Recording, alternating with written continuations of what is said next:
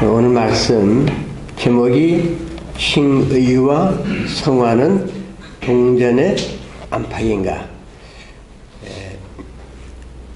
믿음으로 오직 믿음으로 말미암는 의, 칭의 구원은 전통적으로 내려온 말이긴 하지만은 근처에 와서 이 이신칭의 구원을 못마땅하게 여기고 보다 새로운 각도에서 이것을 주장해야 된다는 분들이 꽤 많습니다. 근데 이신칭의를 못마땅하게 여기는 분들이 이슈가 뭐냐 그러면 칭의에는 성화가 반드시 포함되어야 한다는 주장이에요. 제 말씀은 그런 것은 아니라 이거죠. 어떤 면에서 그렇지 않느냐 하면은 성화가 없으면 칭의가 성립될 수 없다. 그것이 무효다. 구원이 아니다. 이제 이렇게 말하면은 굉장히 극단적인 발언이 되기 때문에 상당한 무리가 생깁니다. 이제 중요한 것은 우리가 성경을 해석할 때 어떤 기발한 아이디어로 이렇게 본다든지 전혀 엉뚱한 쪽으로 끌고 가는 그 강한 어떤 신학적 이론이라든지 이런 것은 우리 일반 신자들에게 별로 도움이 안 돼요. 성경책은 일반 성도들을 위해서 쓰여진 책입니다. 이것이 무슨 꼭 신학을 많이 하고 성경을 많이 연구한 사람들만을 위해서 한 것이 아니라 보통 사람들이 읽고서 이해할 수 있도록 쓴 글이에요. 그 당시에 그 초대교회에 이 신약 성경을 받아본 그 대상들을 생각해 보세요. 그분들 중에 절대 다수가 노예였어요. 물론 노예 중에는 교육을 많이 받은 사람들도 있었지만은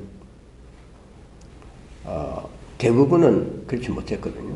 근데 그런 사람들이 바울이 쓴 글이라든지 베드로가 쓴 서신을 이렇게 받아봤을 때 이건 무슨 소리인지 전혀 모르겠다. 연구를 하고 그냥 그야말로 금식 기도를 하고 해서 그 말씀을 깨닫도록 의도된 것은 아니란 말이죠. 그냥 보통 하는 얘기를 보낸 서신이에요. 편지예요, 편지. 누가 편지를 이렇게 어렵게 그냥 논문 쓰듯이 씁니까? 그런 형태를 가졌다고 볼 수 있는 책도 더러 있을 수 있지만은 대체로 우리가 상식적으로 판단해서 이해할 수 있는 내용들입니다. 그렇기 때문에 우리가 이런 교리적인 부분을 다룰 때에도 우리의 상식적이고 건전한 판단을 사용해서 이해하는 것이 좋습니다. 제가 드리는 말씀 가운데 간혹 어렵게 들리는 말이 있을 수 있지만은 말을 좀 짧게 하다 보면 긴 얘기를 짧게 하다 보면 그것이 오해를 받을 수도 있고 또 잘 들어오지 않을 수도 있어요. 그런 걸 조금 풀어서 얘기하려고 이게 쉽게 하려고 하다 보면 또 이게 원래 의도에서 벗어나는 얘기도 나올 수 있고 그래서 제가 길게 얘기 안 하려고 합니다. 칭에 대해서 할 얘기가 사실 많지만은 그래서 오늘 넣어서 끝내려고 그래요. 너무 길게 얘기하면 우리 성도들이 별로 좋아하지 않아요. 그리고 웬만한 교회에서는 여러분 교회나 되니까 이걸 여러 번 했는데도 아직까지 여러분 여기 앉아 계신 거 보면은 상당히 단련이 되신 것 같아요. 제가 가서 얘기 자꾸 길게 했다가 교인들이 많이 나가고 그런 것도 있어요. 죄송합니다. 우리가 성화 하는데 사실 성화가 별거 아니거든요. 어려운 말을 썼을 뿐이에요. 거룩한 삶, 그것도 좀 이렇게 높은 말처럼 들리긴 합니다. 거룩하다 이렇게 말이 나오면 딴 게 아니고 예수님의 모습을 담는 것입니다. 예수님의 삶을 따라가는 것, 그것이 성화예요. 거룩한 삶입니다. 혹은 그리스도인의 삶, 그런 것이 다 성화라는 말 속에 다 들어가 있는 겁니다. 그래서 성화라는 것은 조금 더 우리가 짚어본다면 거룩하게 되는 것을 말합니다. 거룩하게 되어가는 것입니다. 즉 나의 죄악된 삶이 예수님의 모습을 닮아서 거룩한 삶으로 바뀌는 것입니다. 그래서 이것은 우리의 성품의 변화를 가리킵니다. 우리의 속사람이 변하는 것입니다. 그 다음에 이제 성화를 얘기할 때 자주 쓰는 말이 뭐냐면 성화는 점진적이다는 말을 쓰죠. 많이 들어보셨을 거예요. 그러니까 한 번에 이루어지는 것이 아니라 점차적으로 이루어가는 것이다. 근데 이제 사실 이 말은 단번에 이루어지지 않고 점진적으로 거룩해지는 것이다. 그런 의미이긴 하지만은 그렇게 정확한 진술은 아니에요. 왜냐하면 성화는 계속해서 이렇게 단계적으로 올라가는 것만이 아니거든요. 그런 사람 아무도 없어요. 올라갔다가 뒷걸음질 치기도 하고, 퇴보하기도 하고, 혹은 뭐 이렇게 격길로 들어가기도 하고, 혹은 짧은 기간 내에 상당한 수준의 성화에 이르기도 합니다. 그렇기 때문에 성화는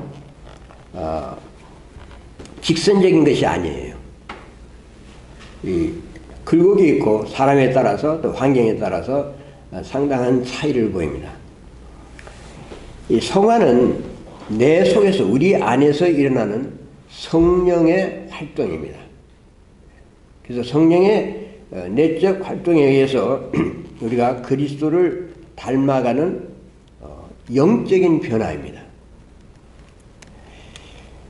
그러면 이 칭의와 성화의 관계는 과연 무엇이냐? 그 관계가, 칭의와 성화의 관계가 필연적인 것이냐 이거예요. 반드시 따라오는 것이냐 이거죠. 다시 말씀드려서 칭의가 있으면, 칭의의 선고를 받았던 사람은 그 사람에게는 거룩한 삶, 그리스도를 닮는 이 성품의 변화가 반드시 필연적으로 따라오는 것이냐. 칭의와 성화를 불가분리의 관계라고 보는 분들이 있거든요. 그래서 칭의가 있으면 반드시 예외 없이 필연적으로 불가피하게 성화가 와야 한다. 그런 주장이에요. 제가 말씀드리는 것은 그거 아니라는 거죠. 반박하기 위해서, 반대하기 위해서 이제 말씀드리는 겁니다. 근데 이게 사실 중요한 이슈예요. 근데 이분들이 이렇게 말하는 근거가 뭐냐 하는 걸 우리가 알아야겠죠. 왜 칭의는 반드시 필연적으로 언제나 성화가 따라야 하느냐? 그 근거가 뭐냐? 그 근거는 물론 성경을 대죠. 예. 그 히브리서에 이런 말이죠. 하나님은, 그러니까 우리를 의롭다고 하신 하나님은 우리에게 거룩하라고 명령을 하셨다는 것입니다. 그래서 나오는 구절이 뭐냐면 히브리서 12장 14절 모든 사랑과 더불어 화평함과 거룩함을 따르라. 이것이 없으면 그 다음에 아무도 주를 보지 못하리라. 이제 이런 말씀 우리가 딱 성경에서 이렇게 만나게 되면 굉장히 좀 부담스럽죠. 그러니까 화평과 거룩함을 따르지 않으면은 아무도 주를 볼 수 없다 이 말이에요. 예외가 없다 이 말이에요. 이제 이럴 때 생각해 봐야 되거든요. 자기를 돌아보세요. 내가 화평함과 거룩함을 따르면서 사는 사람인가? 다른 사람하고 안 싸워보신 분 계세요? 실제적으로는 안 싸웠을지 몰라도 속으로 싸운 경우가 많겠죠. 속으로. 네. 거룩함을 따르라. 내가 거룩한 삶이 아닌 경우도 있지 않습니까? 여러분 다 거룩하신 성자가 돼서 뭐 그러신다고 그렇게 자신있게 이렇게 말씀하실 분 계시면은 여기 앉아 계실 필요 없죠. 이미 저기 가셨겠죠.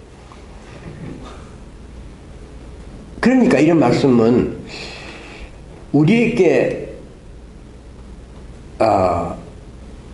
그냥 그대로 적용될 수 없는 말씀이죠.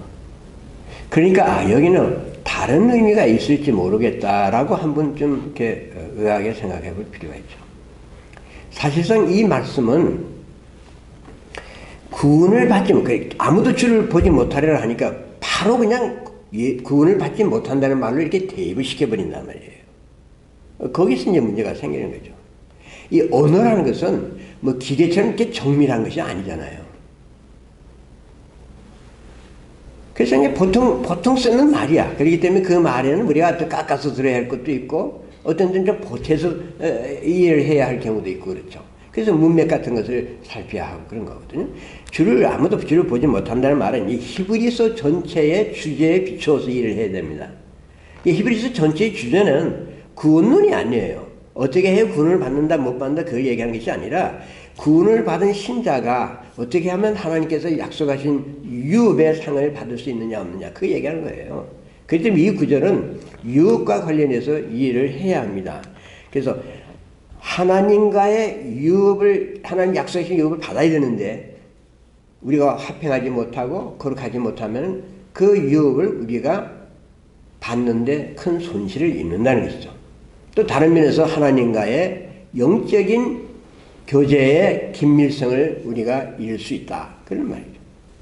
그런 의미에서 주를 보지 못한다고 한 것이에요. 본인이 쓴 그 히브리서 강의가 있잖아요. 거기 보면 구원과 상, salvation and reward. salvation 플러스 뭐 상, 유업 그런 부제목을 이렇게 붙였는데요. 참고하시기 바랍니다. 그 다음에 또 이제 주장하는 것이 뭐냐면 나를 구원하시는 구속주와 그다음 나를 거룩하게 하는 성화자를 나눌 수가 있느냐? 어떻게 그리스도께서 나뉘었느냐? 그렇게 이제 그것도 성경 나오는 말씀이죠. 고린도전서 1장 13절 그렇게 말해요. 근데 이제 문맥을 보면은 여기서는 칭의 구원을 얘기하는 것이 아니라 성도들 간의 화합, 성도들끼리 싸우고 분쟁하고 그러니까 교회 분열에 대한 교훈을 주는 말씀입니다.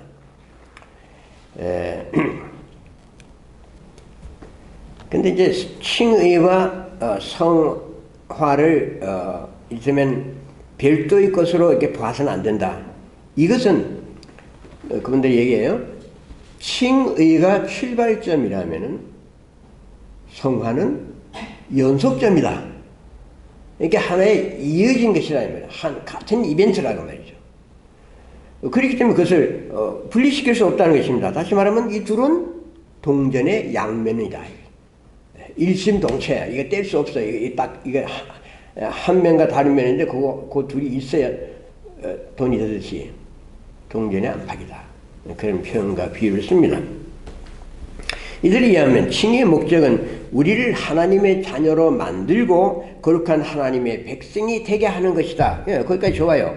따라서 선한 성품의 행위가 요 다음 말이 이제 문제가 되는 거죠. 필연적으로 따라야 한다 이렇게 보는 거예요. 그래서 아까 디도서 3장 7절 8절 이런 걸 인용하거든요. 그 다음에 또 이제 드리면은 구절이 뭐냐면 야고보서. 예. 거기 보면은 뭐 행함이 없는 그 믿음 무슨 소용이 있느냐. 이같이 행함이 없는 믿음은 그 자체가 죽은 것이다. 이 말을 우리가 많이 그냥 문맥을 떠나서 인용들 많이 해요. 또 뭐 이로보건대 사람이 행함으로 의롭다 하심을 받고 믿음으로만은 아니니라. 예. 그래서 근데 이것도 그 문맥을 보면 야고보가 지금 얘기하려는 것은 바울이 말하는 이신칭의의 구원을 얘기하는 것이 아닙니다. 그 성도들이 가난한 자들을 차별 대우해요. 돕지를 않아요. 그래서 가난한 성도를 도와야 한다는 것, 그 가난한 자들을 돕는 문제를 다루는 것이 이 말씀의 문맥입니다. 바울이 말하는 이신칭의하고는 관계없어요. 자, 그러면 칭의와 성화는 무관하지는 않지만은 이제 우리들 얘기입니다. 무관하지는 않지만은 예, 관계가 상당히 깊어요. 밀집합니다. 무관하지는 않지만 필연적인 관계는 아니라는 것입니다. 자, 그러면은 이런 것을 이야기해서 우리가 좀 생각해야 할 것은 이거예요. 사람이 어떻게 해서 구원을 받느냐, 이게. 처음에 우리가 어떻게 해서 예수를 믿게 되느냐, 그죠? 그러니까 소위 말하는 중생, 거듭난다 하는 그 말. 그거에 따라서 그걸 생각해보자. 그걸 생각해서 우리가 처음에 어떻게 예수를 믿었느냐. 그 다음에 어떻게 되는 것이냐. 그래서 중생이라는 거, 중생 혹은 거듭나다, 같은 뜻으로 이해하면 됩니다. 이렇게 되기 이전에 어떤 일이 먼저 있었습니까? 중생이 먼저 일어났죠.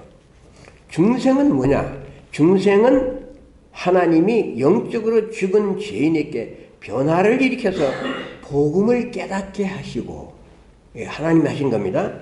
그리스도를 믿도록 인도하는 내적인 성령의 사역입니다. 이런 중생을 거듭난다, 흔히 영어로 born again 한다고 하잖아요.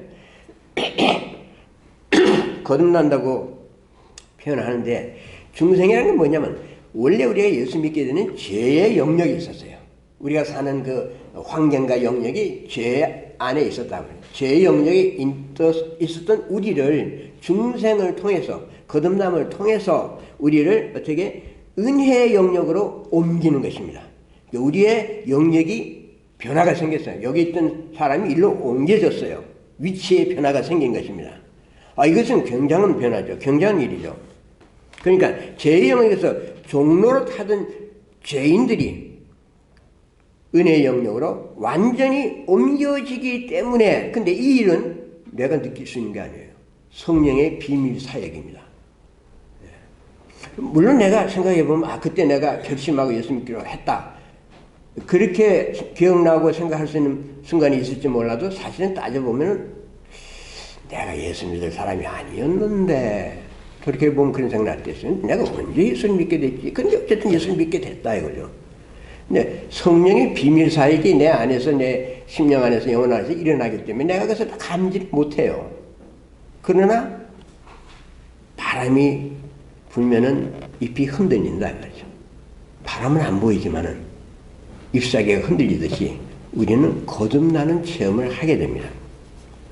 예수께서 대답하시되 진실로 진실로 내게 이르노니 사람이 물과 성령으로 거듭나지 아니하면 하나님의 나라로 들어갈 수 없느니라. 그러니까 중생에 대한 말씀이에요. 이러한 성령의 중생 사역으로 본인이, 내 자신이 의식하지 못하는 사이에 복음에 대한 관심이 일어나요. 그리고 믿음이 생깁니다.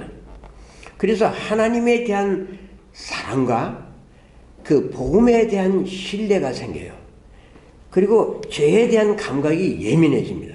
전에는 죄 짓고 해도 별 볼 일 없고 별 신경 쓰지 않고 살았는데 굉장히 예민해져요. 아무것도 아니었는데 그것이 마음이 불편하고 양심이 괴롭단 말이에요.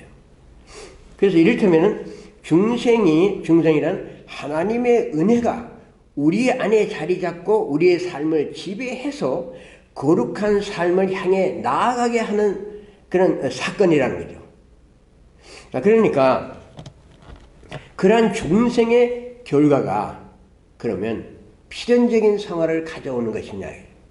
그러니까 칭의가 있기 전에 우리는 중생이었어요. 거듭나는 사건이 먼저 있었습니다. 그 다음에 우리가 의롭게 됐어요. 그러면 그 다음에 또 자동적으로 거룩한 삶이 따라 나오느냐 이거예요. 필연적인가 이거죠. 그래서 이제 그 문제를 우리가 한번 생각해 봐야겠죠. 우리가 중생을 했지만은, 거듭났지만은 이 사건을 극단적으로 혹은 너무 직선적으로 과장을 하거나 그래서는 안 돼요. 이 성경은 정직한 책입니다. 있는 그대로 얘기해요. 그럼 우리도 그대로 따라가야 됩니다. 거기 과장을 하고 뭘 붙이고 그러지 말아야 되거든요. 중생을 했기 때문에 여러분 금방 성자가 됩니까? 내가 거듭났어요 어저께. 그러니까 오늘 보니까 사람이 확 달라졌어요? 그렇지 않죠. 모든 방면에서 사람이 그렇게 되는 거 아니에요. 옛날에 나쁜 습관들 아직도 그대로 있을 수 있고 끊어진 것도 있을 수 있지만은 하루아침에 모든 것이 다 바뀌지는 않습니다. 상당 부분이 바뀔지 몰라도. 그래서 우리가 이것을 중생을 과대하게 강조하다 보면은 이 다른 사람을 대하는 나의 시선이 곱지가 않아요. 마음에 안 들거든요. 중생했던 사람이, 거듭났던 사람이 자기 그런 것 때문에 교회 안 다니던 사람이 교회 다니기 시작하면 부부싸움 하기 시작해요. 교회 다니는 사람이 이제 이렇게 이제 그럴 수 있느냐고 막 그러고 교회 다니면 다 성제가 돼야 하는 것처럼 생각하는데 그렇지 않아요. 상당 부분은 오래 갑니다. 죽을 때 가는 악습도 있어요, 여러분.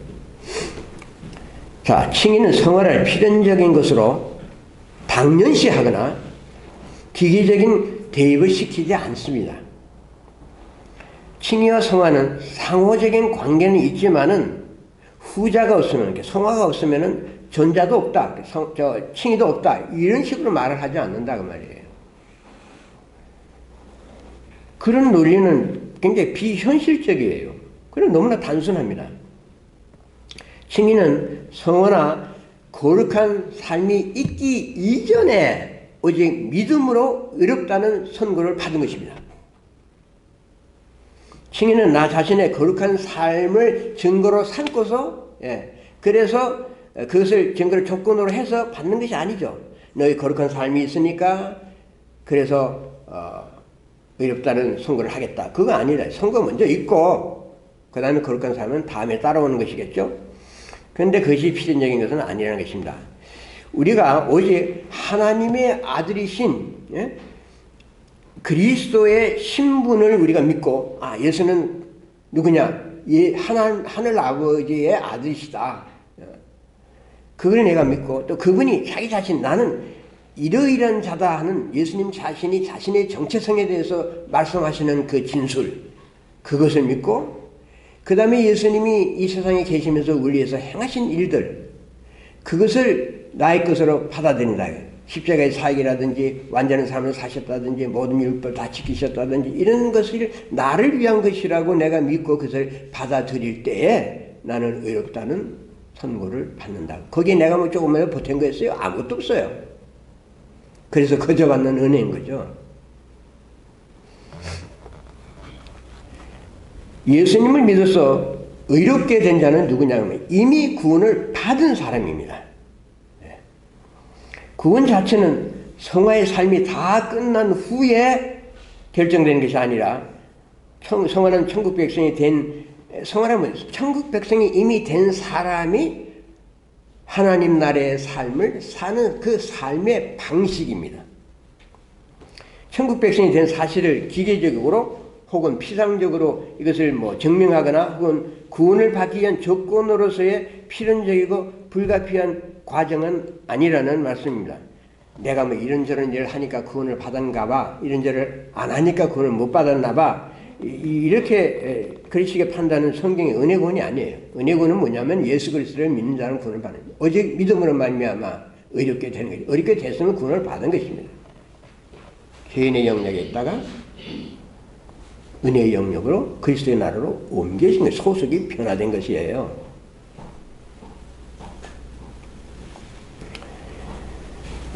결과적인 행위를 구원의 잣대로 삼는 것이기 때문에 그런 것은 믿음으로 의롭게 된다는 교리를 정면으로 부정하는 것입니다.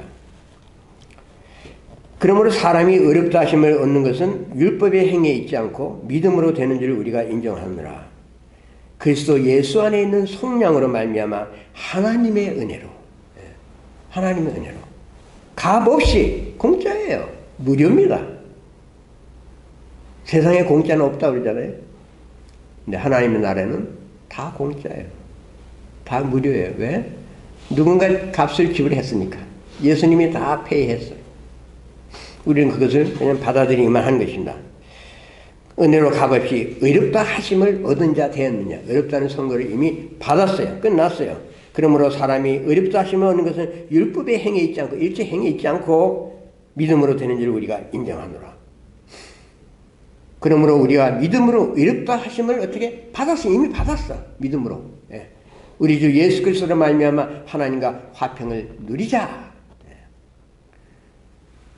또는 믿음으로 서 있는 이 은혜에 들어감을 우리로 얻게 하신 우리 주 예수 그리스도로 말미암아 하나님으로 더불어 화평을 누린다. 그러면 이제 우리가 그의 피로 말미암아 의롭다 하심을 받았으니 더욱 그로 말미암아 진노하심에서 구원을 받을 것이니라. 그래, 믿음으로 의롭다 하심을 받은 자는 성화의 삶을 사는 것이 어때요? 마땅한 것입니다. 그것이 당연한 것이에요. 그것이 거룩한 생활을 하는 것이 의롭다함을 받은, 칭의를 받은 사람들의 신분에 어울리는 일이에요. 그렇게 이해하는 것이 좋습니다. 필연적인 관계다 이렇게 해서 그게 있냐 없냐를 따지기보다 칭의는 반드시 성화를 필연적으로 낳는 것이 아닙니다. 이것은 성경 자체의 많은 신뢰들을 통해서 기독교 역사와 우리 개인들의 삶에서도 확인할 수 있어요. 제가 예를 몇 가지 들어보겠습니다. 믿음으로 말미암는 의의 대표적인 본보기가 누구죠? 설교 시간에 대답하셔도 되고 질문하셔도 됩니다. 예수님은 설교하고 우리들의 설교가 다른 점이 바로 그거예요. 설교 시간에 질문을 못해요. 그 질문을 또 받지도 않아. 예수님 그런데 질문 받으시고 대답하시고 다 하셨어요. 질문도 하시기도 하고. 그러니까 그 설교 재밌잖아요. 다 같이 인볼브가 되니까. 우리는 이렇게 탁 앉혀놓고 그냥 거룩하게 앉혀놓고서 여기서 거룩하게 이렇게 하고 막 일방적으로 또 얘기해버리면 질문이 이게 부글부글 끓는데 물어볼 수가 없단 말이에요. 끝난 다음에 목사님하고 질문하면 한 번 정도는 받아주는 두 번째 질문을 싫어한다. 질문을 바꿔서 대답을 제대로 해야 그 설교자 아닙니까? 질문하면 싫어해요. 귀찮으니까 그러겠죠. 또 잘 모르기도 하고. 성도들이 질문하면 어떤 데는 막 황당한 질문도 해요. 어렵기도 하고, 그거 다 설명하려면 미천이 대통령이 날 것 같으니까 그냥 피하는 거죠. 그리고 그 습관 잘못되면 계속 질문들 할 거 아니에요. 그 목회가 힘들어지는 거죠. 그래서, 그렇다고 해서 막 질문하지 마세요. 나 이거 맞춰야 되니까. 근데, 아브라함이잖아요. 아브라함이 칭의를 얘기할 때, 아브라함이 믿음으로 이렇게 됐다. 하는 말을 많이 인용하잖아요. 예수님 다음으로 가장 인용이 많이 되는 사람이 아브라함이죠. 네. 자, 그런데, 아브라함이 믿음으로 이렇게 됐어요. 그러면은, 그분이 아주 거룩한 삶을 계속 살아야 하지 않겠어요? 근데 아브라함의 생애를 보면은, 그렇지 못했잖아요. 아니, 거짓말을 해도요, 보통 거짓말 하는 게 아니라, 자기 아내를 보고, 내 와이프 아니라고 했어요. 예. 그렇잖아요. 굉장히 거룩하신 분인데, 그렇다고 해서 그걸 위로로 삼고, 핑계를 삼고, 뭐, 내가 요 정도 하는 건 아브라함이 비하면 아무것도 아니다. 이렇게 생각하면 돼요. 그 사라라는 사람이 참 내가 볼 때 굉장히 덕이 있는 분 같았어. 그 요즘 같은 거 이혼하지 않겠습니까, 그거? 자기가 죽을 것 같아, 죽을 것 같으니까, 이게 내 와이프가 아니고, 뭐 이랬다가 나중에는, 우리가 사는, 저기, 지방에서는, 그런 뭐 사촌이니 뭐 이것도 다 그냥 와이프라 그럽니다. 뭐 이런 식의 얘기를 버무리고 그러지 않았어요. 아무튼, 그것도 한 번이 아니라 두 번이나 했어요. 애굽에 가서도 그랬고, 뭐, 아비멜렉한테도 가서도, 그랄 지방에 가서도 그런 일이 있었어. 두 번씩이나.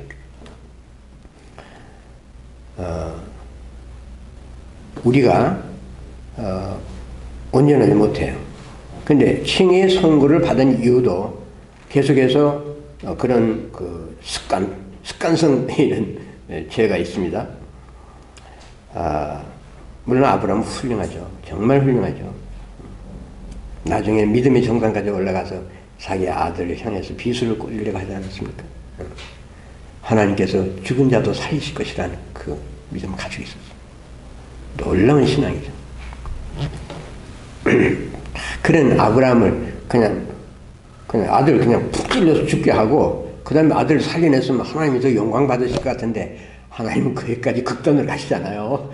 손 잡으셔서, 아니, 하지 마, 됐어. 예. 하나님 우리를 극도로 시험하시지 않습니다. 우리 테스트하시지만은 동정과 자비의 여지를 남겨두세요. 우리를 징계하시지만 징계의 해초리 끝에는 자비의 꼬리표가 붙어 있어요. 또 보면 비겁한 교인들 많아요. 아리마대 요셉. 이 사람이 비밀신자였죠. 예수님 믿었어요. 근데 알리지 않았어. 아무에게도 알리지 않았어. 예수님 돌아가신 다음에 그때 나타났어. 그리고 향품인 이런 걸 요데모하고 같이 가지고 가지 않았어요? 그러니까 예수님 돌아가시기 전까지 자신이 크리스찬이라는 것이 모르겠어요. 부끄러웠는지 알리기가 좀 체면상 자기 사회적인 위치 때문에 그랬는지 모르지만은 약간 숨겼습니다. 여러분 베드로 어때요? 12사도의 참 대표자계인데 이 사람 평소에 보면 뭐 믿음이 충천하지 않아요. 뭐 예수님 무리에 걸어오시니까 놔두요 하고 그냥 뛰어넘어. 한동안 안 빠졌죠. 물이 또 있어서 걸었어요. 네. 그런 베드로 죽는 데까지 따라가겠습니다. 이미 죽기로 결심했습니다. 다 그러지 않아요? 다른 제자들 다 같은 말 했어요. 근데 실제로 어떻게 했습니까? 나 저 사람 본 일 없다 그랬어요. 모닥불을 쬐고 있던 사람들이 아니 당신이 액센트를 들으니까 갈릴리 사람인데 그래. 절대로 맹세 어떻게 합니까? 하나님의 이름을 걸고 맹세하는 거 아니에요. 그렇게 3번씩 부인했어요. 아니 이 사람 교인이에요. 이 사람 예수 믿는 사람입니까? 우리가 칭의의 성화가 필연적으로 따라와야 한다고, 그렇지 않으면 그 칭의는 무효라고 생각한다면은 베드로는 교인 아니죠. 그 잣대로 본다면은. 이 사람은 그럼 가식으로 예수님 따라다니는 거 아니겠습니까? 그렇게 보겠죠. 근데 예수님이 그렇게 보셨을까요, 베드로를? 너는 돌이킨 후에 다른 형제들을 격려하고 기도하고 그리고 내 향을 치라 그랬어요.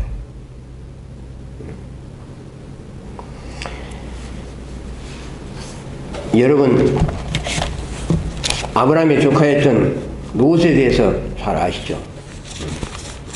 롯이 어떤 사람이었습니까? 내가 생각할 때 롯은 굉장히 타락한 사람이었어요. 이 소돔과 고모라를 갔어요, 이 사람. 거기 왜 갔어요? 물이 많고 초장이 좋고 그렇게 보니까 그냥 에덴 동산 같더라 그랬어요. 이렇게 그 사람 눈에는 그거밖에 안 보인 거죠. 소돔과 고모라의 타락상은 전혀 머리에 들어오지 않았던 것입니다. 그리고 그냥 양떼 잔뜩 받아가지고 아브라함하고 헤어지고 글로 가지 않았습니까? 그 의리가 있는 사람이 이 사람? 전혀 그렇지 않죠. 굉장히 속된 사람이었죠. 이 사람은 재산 거기 가서 돈을 더 불리겠다 그 생각한 거예요. 원래 돈이 많아. 지금 재산이 많았잖아요. 아브라함하고 헤어진 이유가 뭡니까? 양떼가 너무 많아. 그러니까 이 같이 이게 안 되겠다. 헤어지자. 헤어지겠다. 헤어지겠다. 그러니까 아브라함 가라. 좋다. 그런데 그 사람이 소돔과 고모라에 가가지고 나중에 천사가 와서 빨리 나오라고 하는데도 안 나오고 질질 끌었잖아요. 예? 이 많은 재산 이거 어떻게 이거 두고 떠납니까? 근데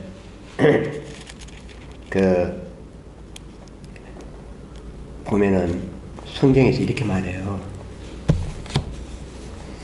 소돔과 고모라 성을 멸망하기로 정하사 죄가 되게 하사 후세에 경건하지 아니할 자들에게 본을 삼으셨으며 무법한 자들의 음란한 행실로 말미암아 고통당하는 의로운 롯을 건지셨으니 이 사람이 알고 보니까 소돔과 고모라에게 무법한 자들의 그 악한 행실을 보고 마음을 상하더라. 그 행실을 보고 너무나 고통을 당했다고. 그 다음에 성경이 롯에 대해서 정의하기를 의로운 롯이라고 했어요. 만일 성경에 이 말씀이 없었다면 누가 롯을 보고 의로운 롯이라고 얘기하겠습니까? 물론 아브라함은 어렵다고 하겠죠. 의로운 아브라함이라고 했겠죠. 당연히. 그러나 롯에 대해서는 불의한 롯이라고 했겠죠. 이 사람은 구원받지 않았다고 단정하지 않았겠습니까? 그런 우리의 잘못된 성향이 있기 때문에 성경에서 찍어서 의로운 롯이라고 그랬어요. 거기에 대해서 누가 반론을 제기할 수 있겠어요? 하나님이 그렇게 말씀하시는데. 이는 이 의인이 그들 중에 거하여 날마다 저 불법한 행실을 보고 들음으로 그 의로운 심령이 상하니라 그랬어요. 사람 함부로 판단하면 안 돼요. 날마다 그 의로운 심령을 상했다고 그랬어요. 주께서 경건한 자는 시험에서 건지실 줄 아시고 불의한 자는 형벌 아래에도 심판날까지 지키시며. 자, 여러분 또 칼빈이라는 사람 아시죠? 많이 들어보셨을 거예요. 그래서 뭐 골피다면 칼빈이다 이런 말 많이 한 장로교에서는 특별히 중요한 인물이 중요한 신학자죠. 종교개혁자 중에 한 사람이죠. 칼빈이 죽음의 병상에서 이제 제네바 거기서 활동 많이 하고 있는데 그 제자가 많았죠. 유럽에서 많이 몰려가서 배우고 그랬어요. 병상에 그 사역자들 목회자들 다 불렀어. 그 불러놓고서 하는 말이, 내가 이 성격에 메말라서 여러분이 상당히 고통을 받았을 것이다. 그러니 나를 용서해 주시오. 그랬어요. 아주 그냥 종교개혁자 이해는 가. 막 빨리 개혁은 안 되고 막 여러 가지 힘들죠. 그래서 성질을 많이 부렸던 겁니다. 막 그냥 우리가 상상해보면 알 수 있죠. 근데 성깔이 아주 그렇게 안 좋았다 이 말이에요. 언제까지? 죽음의 병상에 갈 때까지.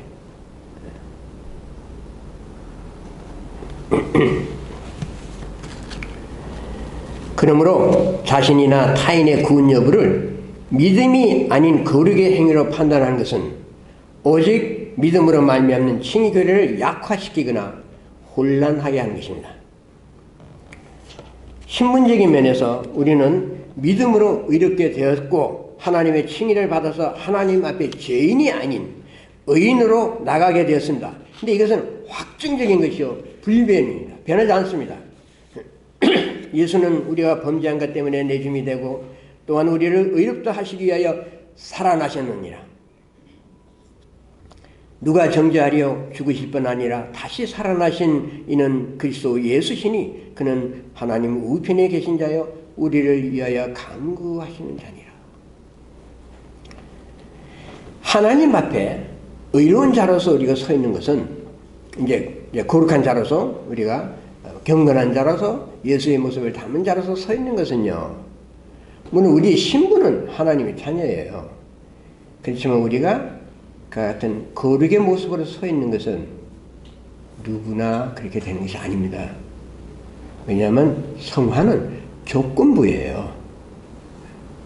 조건부란 말씀이에요. 우리가 이렇게 생각해요. 예수님 오시면 다 우리가 막 거룩하게 되고 흠없이 되고 다 그렇게 해서 그렇게 될 거다.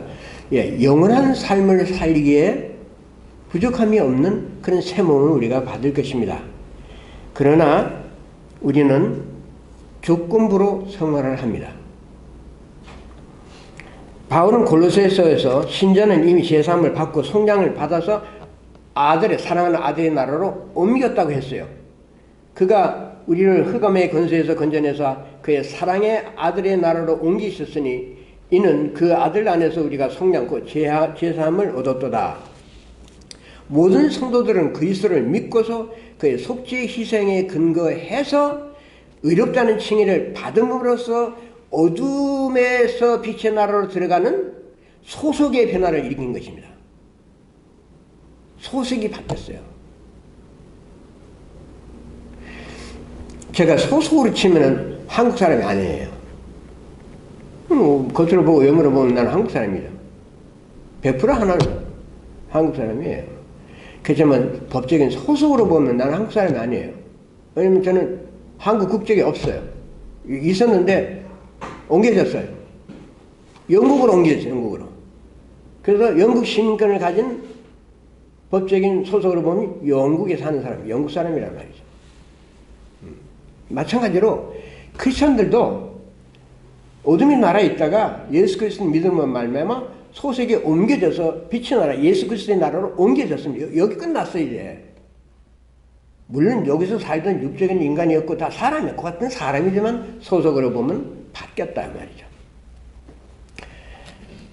칭의로 말미암아 신분이 얻게 된 자들은 그리스도의 성품으로 변화되는 거룩한 삶으로 이어져야 합니다. 예. 이것이 하나님께서 의도하신 뜻이에요. 그럼 에베소서 1장 4절 2장 10절에 잘 나와 있고요. 그래서 하나님 앞에 흠과 책망이 없는 완전한 자로 서는 일이 하나님의 뜻이란 말이에요. 하나님이 원래 의도하신 일이에요. 그 창세전에 그리스도 안에서 우리를 택하사 우리로 사랑 안에서 그 앞에 거룩하고 흠이 없게 하시려고, 예. 그 목적이에요. 우리는 그가 만드신 바라 그리스도 예수 안에서 선한 일을 위하여 지음을 받은 자니 이 일은 하나님이 전에 예비하사 우리로 그 가운데서 행하게 하여 하십니다. 하나님의 칭찬을 받는 것인데 그 칭찬을 받는 거룩한 자로 변화가 되려면은 견고하고 꾸준한 믿음이 있어야 합니다. 복음의 진리를 힘써 배우면서 실천을 해야 돼요. 그래서 이 일이 그냥 자동으로 되느냐? 아니다 그 말이에요. 아니기 때문에 골로새서 1장 22절 23절에서 말하기를 만일이라는 말을 붙인 거예요. 만일. 조건부예요. 믿음과 복음의 소망에서 흔들리지 아니하면 조건부예요. 그렇게 되리라고 했어요. 예? 이거 중요한 포인트잖아요. 이렇게 되면 성화가 따라와야 된다. 필연적으로 오는 것이다. 필연적으로 오지 않아요. 가만히 있으면 아무것도 안 돼. 조건부기 때문에 내가 성령의 인도에 따라야 되고 내가 내 의지로 순종해야 하고 내가 그래서 신앙생활을 해야 된단 말이에요. 조건부란 말이에요. 그래야 성화가 되는 것이죠. 자, 그래서 하나님과 거룩한 관계를 지속함으로써 구원의 진정한 궁극적인 목적이 성취되는 것입니다.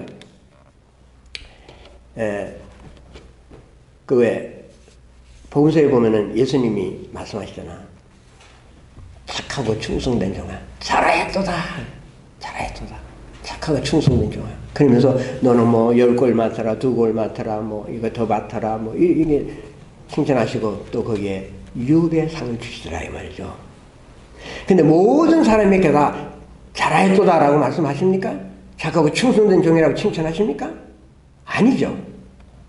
어떤 이는 더 큰 상을 받고 어떤 이는 덜 받아요. 하나님의 칭찬을 많이 받는 사람이 있을 것이고 적게 받는 사람이 있을 것이죠. 조건부기 때문에 성화가. 그래서 그런 면에서 우리는 이 성화를 이해할 때 이것이 자동으로 그냥 필연적으로 예외 없이 오는 것이라는 생각을 하지 말아야 돼요. 그렇게 생각해 보세요. 예수님은 뭐든 우리 보고 다 잘했다다, 나를 믿고 한 것이 너무나 잘했다 말씀하시겠지만 착하고 충성된 종이라고 다 모든 사람에게 말하겠어요? 그렇지는 않은 줄 압니다. 우리가 칭의와 성화를 밀착시키지 말아야 할 이유가 있습니다. 그 몇 가지만 좀 말씀드리겠어요? 신약 성경에서는 신자들에게 거룩한 삶을 강조합니다. 우리가 하나님의 예수님의 모습을 닮아야 한다고 거듭해서 말해요. 예를 들면 우상을 멀리하고 육체 정욕을 죽이고 뭐 소욕을 죽이라, 자아를 부정하라, 하나님의 뜻에 따라 살라 등등 많이 있어요. 만약 성화가 조건부가 아니라면 이런 말을 할 필요가 있겠어요? 네? 성화가 칭의의 불법을 따르는 것이라면 구체의 그런 권면을 알 필요가 있느냐 말이에요. 신약 성경은 실제로 그리스도를 믿는 신자들이 거룩하지 않을 수 있는 상태와 수준에 빠질 수 있다는 것을 시사합니다. 예를 들어서 고린도 교회에 보면은 아주 그냥 육신에 속한 자들이 있었어요. 많았어요. 육신에 속한 자들. 도덕적으로 세상 사람들보다 낮은 수준의 성도들이 있었어요. 아주 부패한 교인들이 있었습니다. 데살로니가 교회에 보면 아주 게으른 성도들이 있어요. 그래서 남이 해놓은 밥 자기가 가서 먹기만 하려고 그랬어요. 그래서 바울이 그러잖아요. 게을러서 그런 사람들은 그냥 먹지도 말라고 그랬어요. 그러나 바울은 그 사람들의 구원을 의심하지 않았어요. 오히려 이들의 구원을 의심하지 않고 그 육적 구원이라는 그 말 자체가, 육적 크리스천의 말 자체가 크리스천이 아니라는 뜻이 아니고 성화에 결함이 있다는 의미입니다. 이런 현상은 현대교회에서도 얼마든지 볼 수 있습니다. 나 개인의 삶에서도 발견됩니다. 형제들아, 내가 신령한 자들을 대한과 같이 너에게 말할 수 없어서 육신에 속한 자, 그 그리스도 안에서 어린아이들을 대한과 같이 말하노라. 너희들이 그리스도 안에서 어린애들이란 말이에요. 유치하다 그 말이에요. 너희는 아직도 육신에 속한 자로다. 뭐 여기는 아주 분명히 이렇게 말해요. 너희들이 육신에 속했다고. 크리스천이 아니라는 말이 아니에요. 너희 가운데 시기와 분쟁이 있으니 어찌 육신에 속하여 사람을 따라 행함이 아니려. 시기하고 분쟁하고 이런 게 있으면 육신에 속한 사람들이죠. 우리가 너희와 함께 있을 때에도 너희에게 명하기를 누구든지 일하기 싫어하거든 먹지도 말라 하였더니 우리가 들은즉 너희 가운데 게으르게 행하여 도무지 일하지 아니하고 이를 만들기만 하는 자들이 있다니 이런 자들에게서 우리가 명하여 주 예수 그리스도 안에서 권하기를 조용히 일하여 자기 양식을 먹으라 하노라. 너희들은 교인이 아니야. 다시 세례 받아. 그렇게 말하지 않았어요. 조용히 일하라. 자기 할 일 하고 자기 양식을 먹으라고. 남에게 기대고 남이 해놓은 거 가서 뜯어오지 말고. 그래서 바울은 도덕적으로 매우 타락한 고린도 교인들의 경우에서도 그들의 구원의 진정성을 놓고서 강론하지 않았어요. 하나님의 교회 곧 그리스도 예수 안에서 거룩하여지고 성도라 부르심을 받은 자들이라고 서원에서 얘기했어요. 성도라고 불렀어요. 거룩하여졌다고 했습니다. 그리스도 예수 안에서 하나님의 교회라고 했습니다. 이런 거 우리가 좀 잘 생각해 볼 필요가 있죠. 그러니까 바울이 예수 그리스도를 대속적으로 믿어서 의롭게 된 자들이라도 일관성이 없는 삶을 살 수 있는 가능성을 인정했다는 뜻이죠. 바울은 심지어 죽기 전까지 성도로서 결함이 많은 삶을 살다가 그리스도의 심판대 앞에 서는 사람들이 있다고 얘기했어요. 근데 그 사람들에서 경고하기를 뭐라냐. 그런 사람들은 저 불 속에서 막 활 집에 불이 타버렸어. 불 속에서 그냥 다 빨가벗고 그냥 푸삭 뛰어나오는 그런 사람의 꼴이 된다 그랬어요. 누구든지 그 공적이 불타면 해를 받으리니 그러나 자신은 구원을 받고 그랬어요. 불 가운데서 받은 것 같으리라. 그 뜨거운 불 속에서 나오는 것 아무도 내가 이게 중요하다고 생각하고 인생에 여러 가지 뭐고 뭐 어쩌고 내놓고 한 것들 다 타버리고 아무것도 그리스도 안에서는 그것은 가치 없는 것들이라 이거죠. 그래서 너에게는 그런 것들이 다 없어진다. 이 말은 상을 잃는다는 얘기지 구원을 상실한다는 뜻은 아닌 줄 알아요. 고린도 교회 보면 성찬 때 아주 엉망이었거든요. 와서 그냥 자기들이 먼저 자기 음식 좋은 거 싸가지고 와서 지들끼리 먹고 가난한 사람을 집어치고 그냥 그렇게 했단 말이에요. 막 그런 일이 일어났어요. 그래서 어떻게 됐어요? 그래서 너희들 가운데 일찍 죽은 사람들이냐. 일찍 하나님이 데려가신 자들이 있다. 이렇게까지 말씀하시거든요. 하나님이 일찍 데려갈 정도로 그렇게 그 벌 받은 거 아니에요? 데려갈 정도로 타락한 교인들이 있었다. 그래도 그 사람들은 하나님의 교회의 일부라고 얘기를 했습니다. 그러니까 이 사람들은 어떻게 되냐. 성찬을 하면서 하나님의 백성들을 가볍게 여겼기 때문에 징계를 받은 거거든요. 그렇지만 이들은 봉사의 기회와 상을 받는 기회를 잃은 것이지 구원을 잃은 것은 아니라는 거죠. 만약 진정으로 거듭난 교인이라면 성찬식에서 어떻게 그럴 수 있겠느냐, 이건 다 가짜다 이렇게 말할 수 있을지 몰라도 본문 자체에서는 그들이 성화가 되지 않았기 때문에 구원받은 신자가 아니라는 식으로 말하지 않았습니다. 여기서 분명히 시사하는 것은 신자라 하여도 주의 몸을 분별하지 못하고 죽기 전까지 그는 불경스러운 삶을 사는 자가 있다는 사실이에요. 이처럼 신약 자체에서 칭의와 성화를 기계적인 연속관계로 보지 않는다 하는 것이 포인트입니다. 칭의는 그럼 성화에 어떤 영향을 주는가? 칭의와 성화는 불가분리의 어떤 일심동체, 쌍둥이 이거 그렇게 보기보다는 칭의는 우리에게 거룩한 삶을 살게 하는 동기부여를 제공한다. 동기부여와 논리적인 당위성을 제공하는 관계로 이해하는 것이 좋습니다. 칭의는 죄인이 의인의 신분을 얻고서 하나님 앞에 설 수 있는 위치를 부여합니다. 죄인은 스스로 거룩하게 할 능력이 없어요. 그러나 예수 그리스도의 흠없는 삶과 예수 그리스도의 완전한 순종의 의를 내가 입고서 예수님 것을 받아 입고서 하나님의 자녀가 됐거든요. 이 같은 칭의의 자각은 칭의가 이런 것이라는 것을 깨닫는 것은 거룩한 삶을 고취시킵니다. 또 하나님의 뜻을 따라 살 것을 논리적이고 윤리적으로 설득하는 힘이 있어요. 우리 칭의를 제대로 깨달았다면 그렇게 되는 거예요. 그래서 이런 의미에서 칭의는 거룩한 삶을 향해 나아가도록 촉구합니다.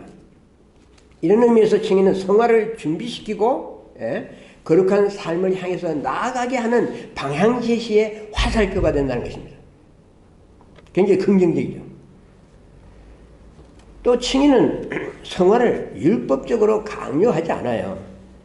신자들의 성화가 논리적인 가능성을 가졌다고 보는 것이 칭의입니다. 그런데 칭의는 성화의 길을 바라보게 하고 거룩한 삶을 향해 달려가도록 촉구합니다. 그러나 칭의 후의 성화가 반드시 필연적으로 불가피하게 온다고 보지는 않습니다. 물론 후자는 전자를 인도하는 강력한 추진력이 됩니다. 바울도 그리스도의 사랑이 우리를 강권한다고 했어요. 그리스도의 사랑이. 우리가 칭의를 통해서 그리스도의 사랑을 깨닫고 그것을 인식하면은 그 사랑이 나를 하여금 어떻게 예수 그리스도의 사랑을 닮아가게 한다 그 말이에요. 그러나 칭의는 신자의 인격을 침해하지 않아요. 내 인격을 다 무시하고 그냥 억지로 끌고 가지 않습니다. 성경에 나오는 성화의 권면들을 보면은 대부분이 그리스도의 구원의 사랑을 먼저 얘기해요. 하나님 어떻게 해서 우리를 얼만큼 사랑하시고 어떻게 해서 우리를 구원하시는가 하는 그런 구원의 사랑에 비친 윤리적인 호소와 인격적인 설득을 합니다. 그래서 예를 들어서 로마서를 보면은 경건한 삶을 살아야 한다라고 권면이 이제 나중에 나와요. 처음에 칭이 나오고 성화가 처음부터 같이 붙어서 나오는 게 아니에요. 나중에 한참 얘기하다가 뭐 3장에서 뭐 칭이 얘기하고 하다가 6장에 가서 좀 나오고 그 다음에 12장으로 뛰어넘어서 거기서 이제 나온다고요. 그래서 3장 21절에서 6장 11절은 그리스도 안에서 우리의 칭의와 신분과 위치가 무엇인가 하는 것을 강론하고 그 다음에 나오는 거예요. 그러므로 윤리적인 당위성에 대한 설득이죠. 이렇게 칭의가 되지 않았느냐. 그러므로 어떻게 살아야 하겠느냐. 그 인격적인 호소예요. 그렇게 말해서 성화가 이루어지게 해야지 칭의는 반드시 이게 있어야 이게 없으니까 이건 아니야. 이런 식의 얘기가 아니라는 거죠. 그래서 로마서 8장 12절 12장 1절에도 그러므로도 동일한 형태를 따르고 있습니다. 신약의 모든 윤리적인 호소가 교리적 강론이 먼저 주어진 다음에 그 다음에 이어서 나오는 동일한 패턴을 밟고 있어요. 그러므로 로마서 6장 12절 너희는 죄가 너희 죽을 몸을 지배하지 못하게 하여 몸의 사욕에 순종하지 말고 이런 도덕적인 이런 거룩한 성화에 대한 얘기가 언제 나오냐면 6장에 가서 나오는 거예요. 3장 4장 이렇게 쭉 얘기하고 그 다음에 6장 12절에 가서 11절까지 그렇게 얘기하다가 6장 12절에 가서 이제 얘기 다 잘 들었지? 그러므로 바로 그거예요. 그는 우리는 인격적인 감화 감동이 있어야 사람이 바뀌는 것이고 뭐 성화도 되고 하는 것이지 그거 없이 그냥 뭐 자동으로 따라와야 된다는 등 뭐 동전의 안팎이 돼 거기 없으면 뭐 진짜 교훈이 아니다 이런 얘기는 이게 성화가 이루어지지 않습니다. 그러므로 또 8장 12절에 그러므로 형제들아 우리가 빚진 자로 돼 육신에 져서 육신대로 살 것이니 우리가 왜 육신대로 살아서는 안 되느냐? 그것은 그 앞에 있는 그러므로의 내용이 있다 이거죠. 그리스도의 속죄가 있지 않느냐? 하나님의 사랑이 있지 않느냐? 너를 위해서 이렇게 값없이 그냥 무료로 그리스도의 모든 것을 내게 입혀서 그냥 너를 어렵다고 하나님 앞에 세운 것이 아니냐? 그 하나님의 은혜가 얼마나 크고 그 하나님의 섭리가 얼마나 오묘하고 훌륭하시냐?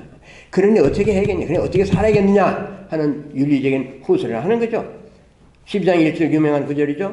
그러므로 하거나 그러므로 형제들아. 그러면 그러므로 했으면 앞에 그러므로의 내용을 알아야 하지 않겠습니까? 그냥 쭉 그 다음에 읽을 게 아니라 그 다음에 읽는 것은 그 앞에 그러므로를 전제한 것입니다. 그것이 이유야. 그래서 그러므로 형제들아 내가 하나님의 모든 자비하심으로 너희를 권하노니 너희 몸을 하나님이 기뻐하시는 거룩한 산 제물로 드리라. 이는 너희가 드릴 영적 예배니라. 이와 같은 영적 예배 어떻게 해? 거룩한 몸으로 우리를 산제물로 드리라고 했어요. 근데 아무것도 없이 그냥 드리시오. 뭐 도덕적인 설교 얘기해가지고 이게 앞에 그러므로를 설명해야 되는 것이죠. 바울이 그걸 위해서 계속해서 얘기해 오지 않았냐. 11장까지 계속 그 얘기해 왔다고. 그 내용을 알라요. 그래서 성경 공부 중요한 것이고, 그래서 성경에 대한 각장의 강해가 필요한 것입니다. 그래서 그 아래, 그러므로 알면 감동이 오는 것이에요. 내가 성령의 인도를 받는다면은, 그렇지 않고 읽으면 뭐 산재물로 드려라 뭐 이런 말은 많이 하지만 그런 표현이 잔뜩 썼지만 그러므로는 빠졌어.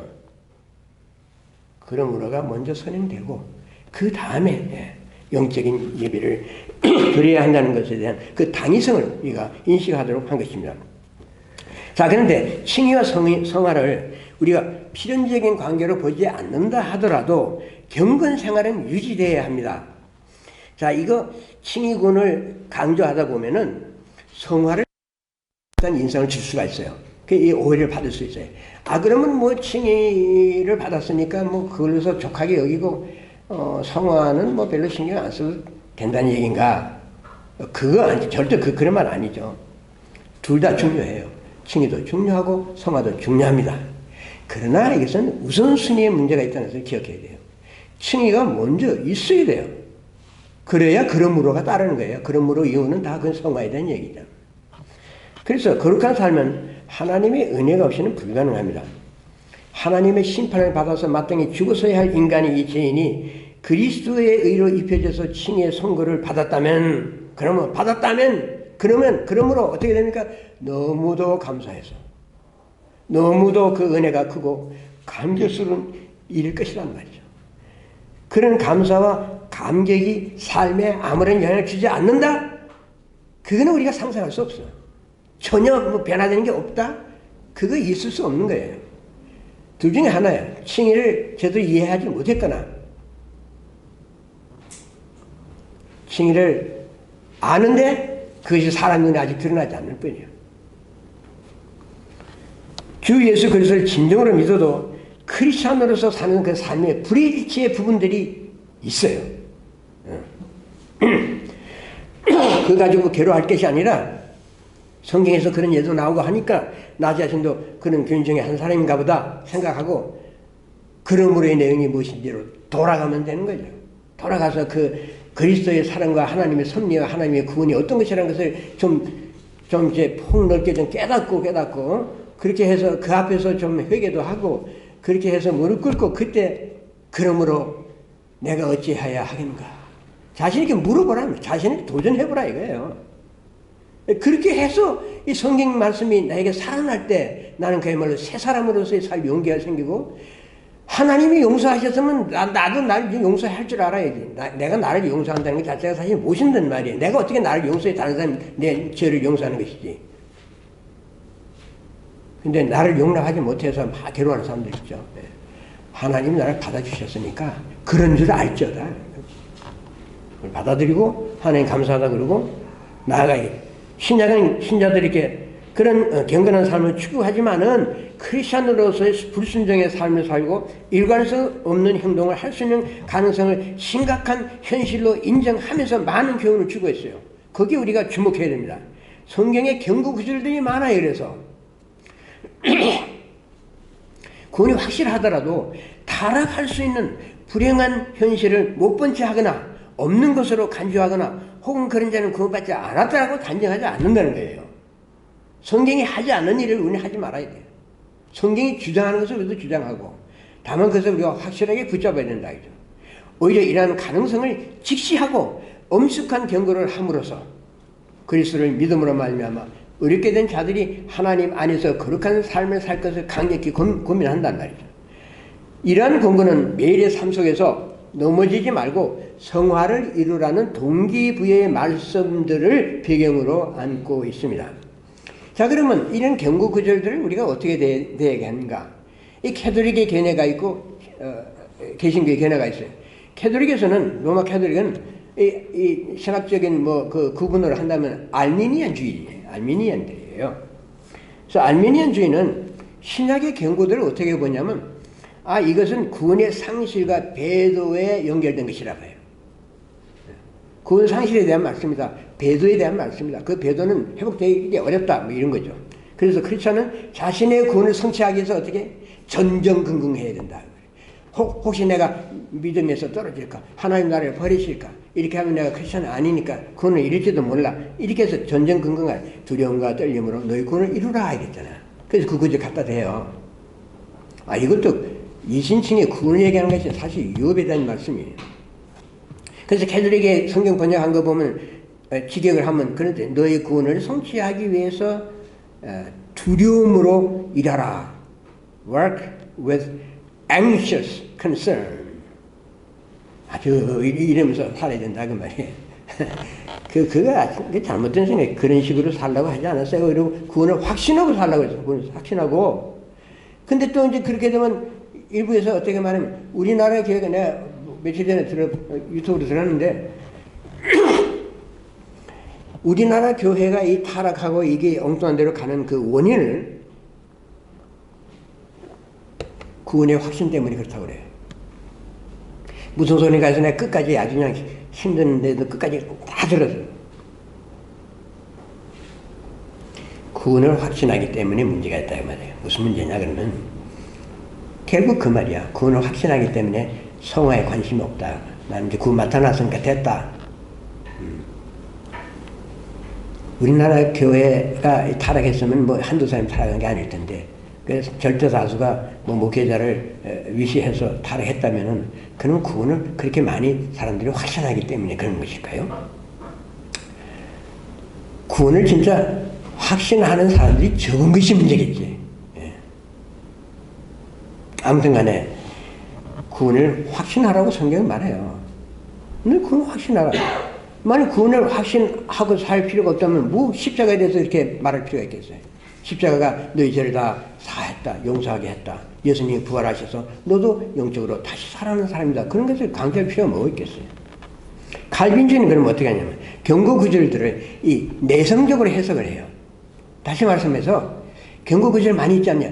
너 속을 들여봐. 너 속을 들여봐. 자꾸만. 예. 그래서 내 심리가 뭐 어떻게 돌아가는지 내 안위가 뭐가 어떻게 됐는지 그 내성적으로 자신의 영적인 상태를 항상 점검을 하거든요. 물론 좋은 말씀에 우리가 그렇게 해야겠죠. 그런데 그것이 내성적으로 그 안에만 자꾸만 들여다보기 시작하면은 구원받은 자녀로서의 모습이 완전하냐 안 하냐 그런 거 자꾸 따지라는 거예요. 그러면 어떻게 율법주의로 돌아가는 거예요. 청교도들이 나중에 율법주의로 돌아가 버렸어요. 후기 청교도들 가운데 특별히 그런 경우가 많았어요. 그러나 경고 구절들은 구원 상실의 가능성이냐 이게 다시 히브리서 주제에 들어가는데 히브리서에 이 경고 구절이 많이 나오잖아요. 6장을 비롯해서 되게 많이 나오죠. 근데 그것은 그런 구원 상실이나 구원의 유효성 여부, 구원을 받았다 안 받았다 이런 그런 것에 관련해서 보지 말고 유업의 주제와 연결시켜서 봐야 합니다. 곧 경고 내용들을 구원 자체 유효성, 그러니까 구원이 유효하냐 안 하냐 혹은 구원이 진짜냐 아니냐 구원의 진위성에 대입시킬 것이 아니라 성화를 위한 주된 동기로서의 격려, 주된 동기로서의 그 격려와 경고로 보는 것이 옳다고 생각합니다. 그러니까 그런 구절들 때문에 막 전전긍긍할 필요가 없다는 거예요. 하나님의 그렇게 하지 않으면 하나님의 약속하신 그 유업의 많은 축복들을 잃게 된다. 그러니까 너의 삶에 대해서 그것을 담는 모습에 대해서 믿음과 인내로 이루어 나가라. 그런 말이죠. 칭의는 거룩하신 하나님을 위해서 살게 하는 구원의 바탕입니다. 칭의 그러니 신자에게 구원의 확신을 줘요. 예. 왜? 이건 내가 하는 것이 아니기 때문에. 내가 뭘 해서 되는 것이라면 구원의 확신이 있을 수가 없죠. 난 구원의 확신하는 것 자체가 내 자신이 뭐 이게 흔들리잖아요. 맨날. 그렇기 때문에 성화는 주관적이고 또 일관성이 없기 때문에 그렇잖아요. 성화 주관적이잖아요. 내가 하는 거 아닙니까? 또 일관성이 없어요. 내가 뭐 어떤 때는 잘 나가다 어떤 때는 못 나가고 올라갔다 내려갔다 하죠. 그래서 구원의 확신이라든지 확신을 주는 기반으로서는 부적절한 것입니다. 구원의 확신은 객관적이고 절대적인 그리스도의 의에 올려져 있어야만 흔들리지 않아요. 예수 그리스도를 나의 다스로 삼고 그 다스의 바다 깊은 곳에 던져 넣었을 때만 내 배는 흔들리지 않는다 말이에요. 떠내려가지 않는다 그 말이에요. 그리스도의 그 보이지 않는 닷 하나님 주시는 칭의의 선물이야. 그 선물을 내가 안고 있으면 흔들리지 않아요. 그건 확신이 있어요. 성화는 칭의에 불가피한 열매는 아닙니다. 그러나 성화의 열매는 사실상 모든 크리스찬들이 맺어야 할 당연한 거룩한 삶의 내용입니다. 자, 이제 말씀 이제 마치겠습니다. 오늘 좀 길었는데요. 이 새로운 접근의 장점이 뭔가? 간단하게 5가지로 말씀할게요. 구원의 확신 교리가 강화되고 보호됩니다. 구원을 받았는지의 여부를 내성적 진단을 통해서 평가하려는 그런 불안한 경건주의로부터 나라를 해방시킵니다. 두 번째는 열매를 구원의 증명서로 요구하는 율법적인 속박에서 벗어나게 됩니다. 세 번째, 전통적으로 가르쳐온 칭의와 성화 사이에 밀착된 고리를 완화시키고 칭의에 의한 구원의 확신이 경건생활의 주된 동기를 부여하게 합니다. 네 번째로, 구원의 확신으로 시작되는 이 새 생명의 삶이 사랑의 원리로 행하는 성령 생활을 통해서 율법의 요구를 충족시키고 그리스도의 형상으로 닮아가게 합니다. 다섯 번째, 칭의로 말미암는 구원의 깊은 확신에 근거하여 율법주의나 내성주의의 위험이 없이 하나님을 기쁘게 해드리는 거룩한 삶의 길을 제시합니다.